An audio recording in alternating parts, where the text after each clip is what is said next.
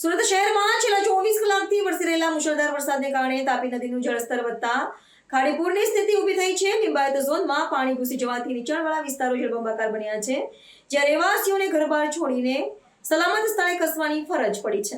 પ્રાપ્ત માહિતી મુજબ લિંબાયતની મુખ્ય શાળાઓ, ક્લિનિક્સ અને અનેક રહેણાંક સોસાયટીઓમાં 2 થી 3 ફૂટ સુધી પાણી ભરાઈ ગયું છે. શેરીઓમાં ગટરનું ગંદુ પાણી ભળતા સ્વાસ્થ્ય કટોકટી પર સર્જાય છે.